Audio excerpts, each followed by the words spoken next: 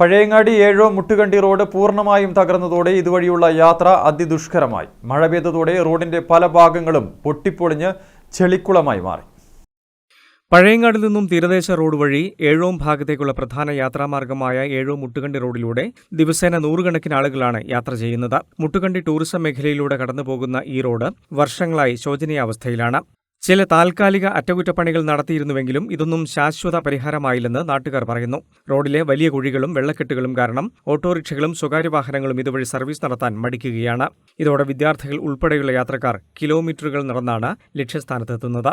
പഴയങ്ങാടിൽ നിന്നും കയറ്റിറക്കങ്ങൾ ഒഴിവാക്കി തളിപ്പറമ്പിലേക്ക് എളുപ്പത്തിൽ എത്തിച്ചേരാൻ കഴിയുന്ന പ്രധാന റോഡ് കൂടിയാണിത്.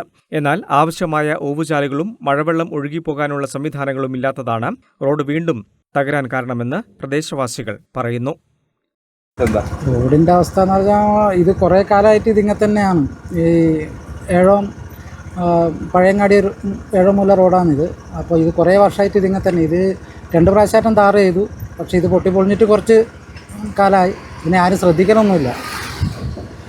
വെള്ളം കംപ്ലീറ്റ് ഇതിൽ തന്നെ ഒഴുകിയിട്ട് അത് പൊട്ടിയിട്ടാണുള്ളത്.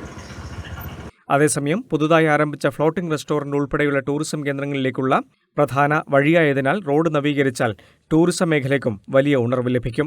അടിയന്തരമായി റോഡ് മെക്കാഡം ടാറിംഗ് നടത്തി നവീകരിക്കണമെന്നാണ് നാട്ടുകാരുടെയും യാത്രക്കാരുടെയും ആവശ്യം. News bureau, Pazhayangadi.